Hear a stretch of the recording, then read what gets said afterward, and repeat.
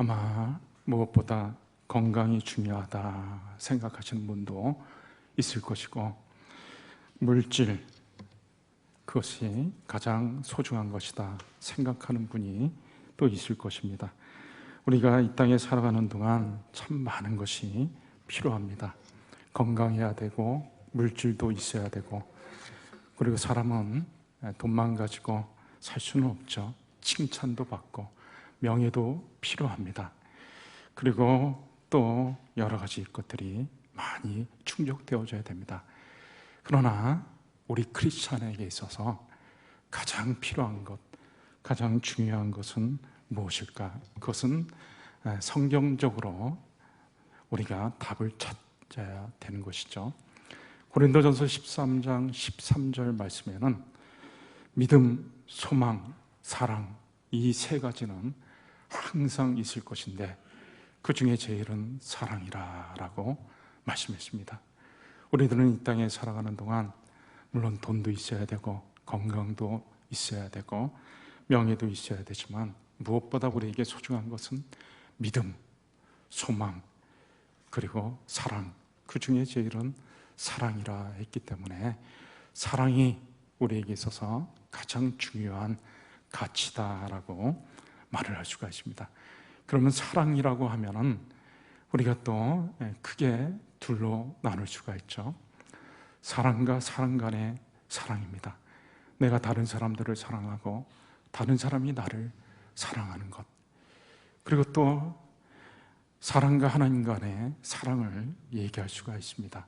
내가 하나님을 사랑하고 하나님이 나를 사랑하는 것. 이렇게 크게 두 가지요. 조금 분리하면 네 가지 사랑을 얘기할 수 있는데 이 네 가지 중에서 가장 큰 것은 하나님께서 나를 사랑하신다고 하는 사실, 그것이 우리가 이 세상에 살아가는 동안 가장 귀하고 중요한 것이 되는 것입니다.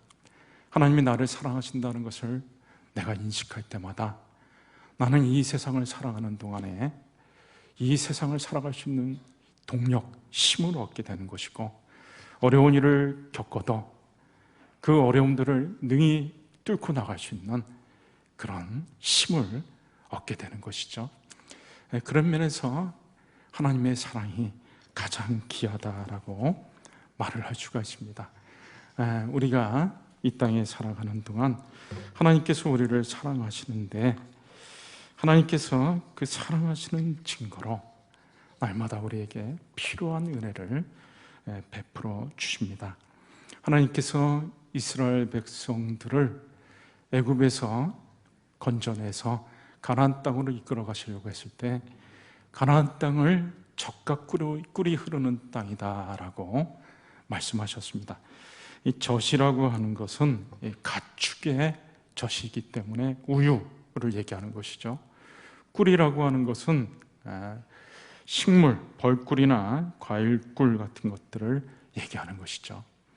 그래서 이 젖과 꿀이 넘친다, 흐른다라고 하는 것은 가축들이 잘 자라고 농사가 잘 되고, 한마디로 얘기를 해가지고 복받은 땅이라고 말을 할 수가 있죠. 목축업도 잘 되고 그 다음에 농사도 잘 되어지는 이런 땅입니다. 그런데 가나안 땅은 젖과 꿀이 흐르는 땅이라고 얘기했지만 실제로는 젖과 꿀이 흐르는 땅이라고 하기에는 매우 부적합합니다. 왜 그런가 하면 먼저 이 가나안 땅은 이스라엘 땅에 가보신 분들은 다 아시겠지만 그곳에는 참 돌이 많습니다. 돌밭이에요, 돌밭. 유대 전설에 의하면 하나님께서 천사들에게 곳곳에 자갈과 바위를 잘 뿌려라 그랬는데 한 천사가 자갈과 바위를 뿌리다가 실수로 또 뿌린데 또 뿌리게 됐는데 그것이 바로 가나안 땅이다. 그 정도로 가나안 땅에는 돌이 많은 것이죠. 그래서 예수님의 아버지 직업이 목수라고 얘기했지만 그것은 우리식 표현이고 실제로는 석공이다라고 이렇게 많이 얘기할 정도로 이스라엘 땅에는 돌이 많습니다. 그뿐만 아니라 토양도 석회암 토양이기 때문에 석회질이 많아가지고 비가 오면 물을 이렇게 가두어두기가 참 어려운 그런 토양입니다. 그래서 강수량이 부족하게 되면 굉장히 어려움을 겪게 되는 땅이 바로 가나안 땅이죠. 그러니까 적각꿀이 흐르는 땅으로는 부적합하게 생각이 되어지고, 오히려 적각꿀이 흐르는 땅이다라고 말을 하려면 이집트의 나일강 하류 정도, 거기는 물이 참 많고 강을 끼고 있기 때문에 농사도 잘 될 수 있는 곳, 그것이 바로 적각꿀이 흐르는 땅이다라고 말을 할 수가 있습니다. 또 메소포타미아의 티그리스 유프라데스 강 하역 같은데 이런 데가 적각꿀이 흐르는 땅이라고 말을 할 수가 있죠. 그런데 하나님께서는 왜 이집트의 나일강 하역이나 메소포타미아 지역을 적각꿀이 흐르는 땅이라고 말을 하지 않고 그 척박해 보이는 가나안 땅을 적각꿀이 흐르는 땅이라고 말씀을 하셨는가라는 것이죠. 그 이유가 있습니다. 이 4절, 오늘 26장 4절 말씀해 보시면, 내가 너희에게 철 따라 비를 주리니 땅은 그 산물을 내고 밭의 나무는 열매를 맺으리라. 여기 철 따라 비를 준다라고 말을 하고 있죠. 가나안 땅은 돌이 많고 토질이 석회암 토질이지만, 그러나 하늘에서 비가 제때만 오게 되면 농사가 아주 잘 되는 그런 땅입니다. 그렇기 때문에 비가 절대적으로 중요했습니다. 농사를 할 때 이제 건기 때 땅에 이렇게 굳어 있다가 파종할 때가 되면 비가 와줘서 땅이 이렇게 아주 촉촉해져야 되는 거죠. 그래서 파종할 때 이른 비가 딱 와야 파종을 할 수가 있습니다. 근데 이른 비가 제때 오지 않으면 파종 시기를 놓쳐버리고 농사를 망칠 수밖에 없죠. 그리고 또 비가 잘 와가지고 곡식이 쑥쑥 자라는데, 그 다음에 추수하기 전에는 알이 싱싱해지기 위해서는 또 늦은 비가 적절하게 와야 됩니다. 추수 직전에는 늦은 비가 오지 않으면 또 농사를 망치게 되는 것이죠. 그래서 하늘에서 내려오는 비에 의해서 농사가 좌우됩니다. 그래서 가나안 땅의 농사는 바로 천수답, 하늘에서 내리는 비에 의존한다라고 해서 하늘 농법, 기도 농법, 믿음 농법, 하나님이 비를 주셔야만 된다라는 것이죠. 근데 하나님께서 이 가나안 땅을 적각꿀이 흐르는 땅이라고 표현하신 것은 그 땅에 이른 비와 늦은 비를 적절하게 내려주시겠다고 하는 하나님의 결심인 것입니다. 한마디로 얘기를 해서 이스라엘 백성들에게 은혜를 계속해서 때마다 베풀어 주시겠다라는 것이죠.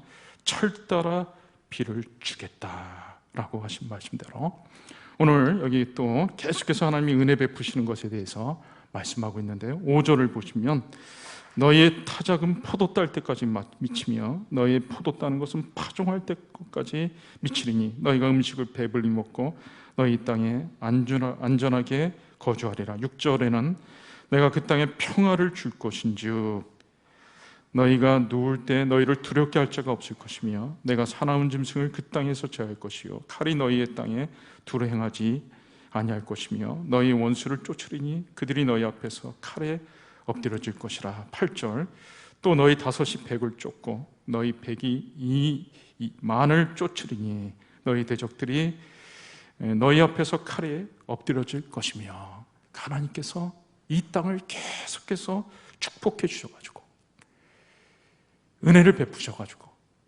땅에 평화가 임할 것이다. 사나운 짐승들도 제하여질 것이고 전쟁에서부터 승리하게 될 것이다.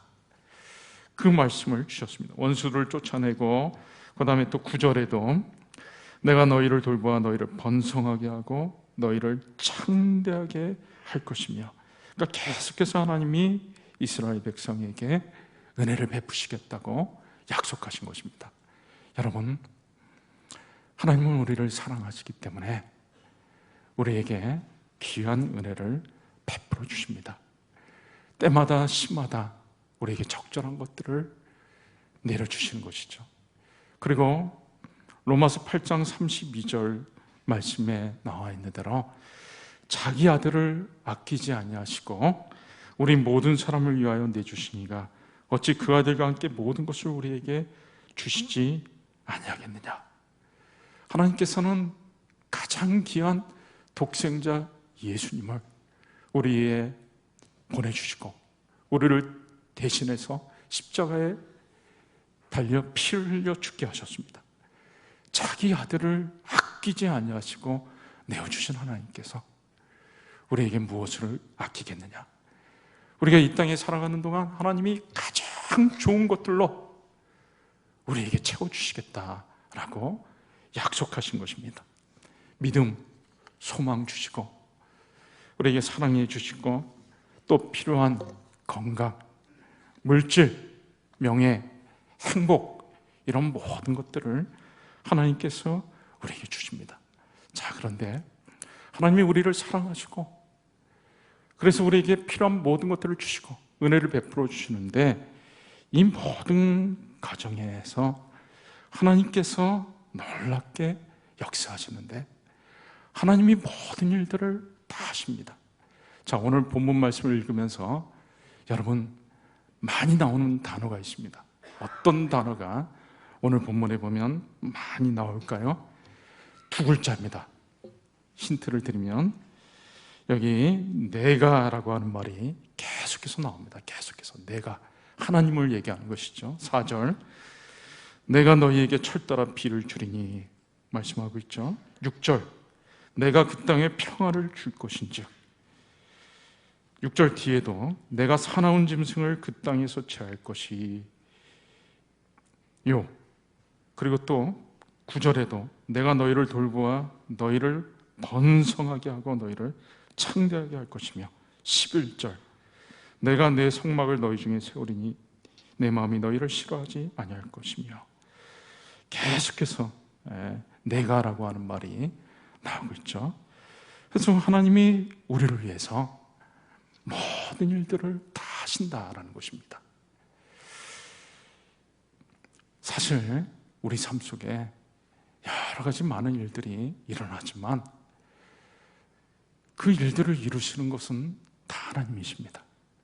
여러분, 이스라엘 백성이 가나안 애굽에서 출애굽해가지고 가나안 땅을 향해 갈 때 앞에 홍해 바다가 가로막고 애굽 군대가 뒤에서 추격해 올 때 이스라엘 백성들이 막 두려워가지고 떨었습니다.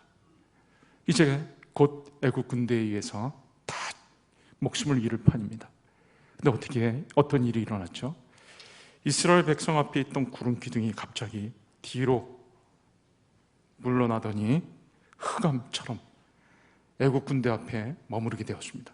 그러니까 애국 군대가 이스라엘 백성이 앞에 있는데도 불구하고 그 흑암으로 인해 가지고 이스라엘에게 접근하지를 못합니다. 그리고 하나님께서 밤새도록 동풍이 불어오게 하셔가지고 홍해 바닷물이 갈라지게 하셨습니다. 그 밤새도록 애국 군대는 흑암으로 인해 이스라엘 백성들에게 다가오지 못하고 다가오다가도 막 마차가 막 미끄러지고 바퀴가 벗겨지고 계속 어려운 일들이 일어납니다. 그리고 홍해 바다가 갈라지니까 이스라엘 백성이 그 바다로 건너갔죠. 그리고 그 따라서 애국 군대가 홍해 바다로 들어오니까 어떻게 됐습니까? 하나님이 이번엔 또 물러갔던 물을 다시 들어오게 해가지고 애국 군대가 그 홍해 바다에서 다 몰살이 되게 했습니다. 여러분, 이스라엘 백성이 홍해 바다를 건너는 것, 그리고 애국 군대가 다 바다에서 몰살된 것, 누가 했습니까? 하나님이 다 하신 것이죠. 우리 삶 속에 일어나는 많은 일들이 사실은 다 하나님이 하시는 것입니다. 그렇기 때문에 우리가 이 땅에 살아가는 동안 우리가 많은 여러 가지 어려운 일을 만나거나 힘든 일들, 고통스러운 일을 만나도 우리는 아무 염려나 걱정할 것이 없는 것입니다. 사사기 6장에 보면 하나님께서 이스라엘 백성들을 미디안의 압제에서부터 건져내려고 하셨습니다. 이스라엘 백성들이 농사만 지면 미디안 사람들이 와가지고 다 뺏어갑니다. 미디안 사람들로 인해 가지고 괴로워 죽을 지경입니다. 그래서 이스라엘 백성들이 하나님 앞에 부르짖습니다. 너무 고통스러워서 하나님께 호소하고 있죠. 그때 하나님께서 이제 이스라엘 백성을 미디안의 손에서부터 건져내려고 기드온을 통해서 그 일을 하려고 하셨습니다. 기드온에게 나타나셔가지고 큰 용사야, 큰 용사여, 이제 네 힘으로 이스라엘을 미디안의 압제로부터 건져내라. 그랬더니 기드온이 뭐라고 얘기를 했냐면은, 나는 우리 집안은 므낫세 집안 중에서 지극히 보잘것없는 집안이고, 나는 우리 집에서도 가장 보잘것없는 별 볼 일 없는 사람입니다. 그리고 하나님이 우리와 함께 하시면 어떻게 이렇게 미디안의 압제 가운데 우리가 살게 되었습니까? 기드온이 이런 얘기를 하는 것입니다. 지금 하나님이 기드온을 붙잡아가지고 기드온을 통해가지고 미디안의 압제로부터 이스라엘을 구하려고 하는데, 기드온은 자꾸 집안 타령을 하고 있는 것입니다. 우리 집안은 므낫세 지파 중에서도 가장 보잘것없는 집안입니다. 나는 집에서도 인정받지 못하는 제일 별 볼 일 없는 사람입니다. 그렇게 얘기를 하는 거예요. 여러분, 하나님이 하시는데 환경은 아무 문제가 되지 않습니다. 우리의 연약함도 아무 문제가 되지 않습니다. 예수님께서 광야에서 5,000명을 먹이실 때도 그 광야라고 하는 환경은 아무 문제가 되지 않았습니다.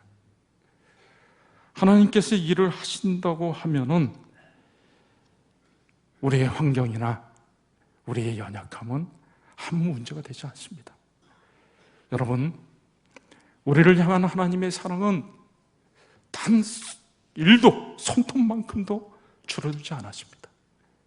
우리를 너무나 사랑해서 가장 사랑하는 아들 독생자 예수 그리스도를 우리에게 보내주신 그 하나님의 사랑은 지금도 조금도 줄어들지 않고 우리를 향합니다. 그리고 떡 5개와 물고기 2마리로 5,000명을 먹이셨던 우리 주님의 능력, 홍해의 바다를 가르셔서 이스라엘 백성을 건너게 하셨던 그 하나님의 능력은 지금도 조금도 떨어지지 않고 변함없이 우리를 향해 능력을 행하시고 있는 것입니다. 그래서 우리의 환경이나 우리의 연약함은 아무 문제가 되지 않는 것이죠. 진짜 문제는, 제가 지난주에도 대신방할 때도 계속 말씀드렸지만, 진짜 문제는 문제가 아닌 것을 가지고 문제로 생각하는 것이 문제입니다. 사실 하나님이 우리를 사랑하시고 하나님의 능력은 조금도 떨어지지 않았기 때문에 얼마든지 우리에게 은총을 베풀어 주시고 역사하시는데, 자꾸 우리는 두려워하고 불안해하고 어쩔 줄을 몰라 하는 것이죠. 여러분, 하나님이 우리를 사랑하시고 우리에게 능력을 행하신다는 것을 생각하면 매일매일의 삶 속에서 감사가 넘치고 기쁨이 넘치고 하루하루의 삶 속에서 기대를 하게 되고 하나님이 행하시는 일들을 보면서 하나님을 찬양하게 되는 것입니다. 이제 중요한 결론 부분으로 들어갑니다. 여러분, 하나님이 우리를 사랑하시고 우리를 위해서 놀라운 일들을 다 행하시는데, 자, 그러면 우리는 어떻게 해야 되는가라는 것이죠. 아주 쉽습니다. 우리가 할 거는 뭘까요? 하나님이 다 하시니까 우리는 뭘 하면 됩니까? 우리는 하나님 옆에 있으면 되는 것입니다. 이스라엘 백성이 홍해바다 앞에서 막 두려워 떨고 있을 때 출애굽기 14장 13절 말씀에 모세가 두려워 떠는 이스라엘 백성들에게 얘기하죠. 너희는 두려워하지 말고 뭐라고요? 가만히 서 있어라. 너희를 위해서 하나님께서 행하시는 놀라운 구원을 봐라. 하나님이 다 하실 거니까 너희는 가만히 서서 보기만 하면 된다. 여러분, 하나님이 우리를 위해서 다 하신다라고 하는 것, 이게 얼마나 우리에게 힘이 되고 위로가 되는지 모릅니다. 그렇지 않습니까?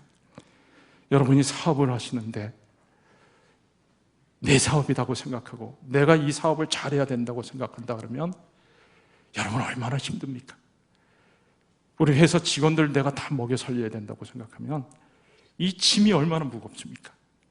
그러나 하나님이 다 하신다고 생각하면 얼마나 마음이 편해집니까? 직장도 마찬가지죠. 제가 이 말씀을 묵상하면서 또 요즘 기도하면서 얼마나 많은 위로가 되고 힘이 되는지 몰라요. 제가 우리 교회 담임 목사로서 제가 우리 현대교회를 다 책임지고 다 해야 된다. 그러면 제가 얼마나 힘들고 무겁겠습니까? 근데 말씀을 보면은 하나님이 다 하시는 거예요. 하나님이 다 하셔요. 그럼 저는 하나님 옆에 있기만 하면 되는 것이죠. 그럼 저는 부담이 없습니다. 걱정, 근심이 없어지는 것이죠. 다만 하나님이 옆에 둘 수 있는 사람이 되면 되는 거예요. 근데 하나님이 여러분 옆에 둘 수 있는 사람도 아무나 옆에 두지 않아요. 오늘 말씀에 보면은 하나님의 말씀을 준행한다. 여기 3절에 너희가 내 규례와 계명을 준행하면 이라는 말씀이 나오고 있죠. 하나님의 말씀을 잘 듣고 순종하는 사람을 하나님이 옆에 두시지, 하나님은 인격자신데 아무나 옆에 두지 않습니다. 여러분 한번 생각해 보세요. 회사에서 상사나 사장님한테 말 안 듣는 직원, 자기 마음대로 자기 뜻대로 행하는 사람이 있으면 어떻게 될까요? 저는 교회에서 제가 이렇게 부교육자들이나 직원들이랑 이렇게 같이 있다 보면 어떨 때는 무슨 말을 하면 자기 생각대로 자기 마음대로 이렇게 하는 일을 하는 사람들이 있어요. 참 힘들죠. 하나님은 인격자시기 때문에 하나님의 말씀을 듣지 않고 자기 마음대로 하고 불순종하고 하나님을 향해 레위기 26장에 보면 하나님을 향해서 대항한다라고 하는 말이 굉장히 많이 나옵니다. 하나님의 말을 듣지 않고 대항하는 사람을 어떻게 하나님이 옆에다 둘 수가 있어요? 제가 아주 중요한 걸 여러분들한테 말씀드리는 것입니다. 하나님이 우리를 사랑하시고 하나님의 능력은 조금도 떨어지지 않고 우리를 위해서 그 사랑과 능력으로 일을 하시는데 우리는 하나님 옆에 있기만 하면 되는데 옆에 있으려면 어떻게 해야 된다고요? 하나님의 말씀을 잘 듣고 하나님이 인격자시기 때문에 늘 하나님의 말씀을 순종하려고 했을 때 그런 사람을 하나님이 옆에 두시고 그런 사람에게 놀라운 일들을 행하시고 이루어 주시는 것입니다. 그렇기 때문에 우리가 하루하루의 삶 속에서 늘 하나님과 동행하는 것이 필요하고 하루 24시간의 삶 속에서 매 순간순간 하나님의 뜻을 생각하며 예배자의 삶을 살아가는 것이 너무나 귀한 것입니다. 이 시간에 우리 한번 말씀 붙잡고 기도하는 시간을 갖도록 하겠습니다. 오늘 우리에게 주신 귀한 말씀, 하나님이 우리를 사랑하시고 우리를 위해서 일하시고 놀라운 일들을 이루어 가시는데 하나님이 다 하시는데 우리는 그저 하나님 옆에 있으면 되는 것입니다. 하나님, 우리가 언제나 하나님 옆에 있고 하나님이 우리를 언제나 붙잡아서 일하실 수 있는 그런 사람들이 되게 하여 주시옵소서. 늘 24시간 1년 365일 하나님과 동행하는 자들이 되게 하시고 매일매일의 삶 속에서 예배자의 삶을 살게 하여 주시옵소서. 우리 한번 1, 2분 정도 같이 간절히 기도하도록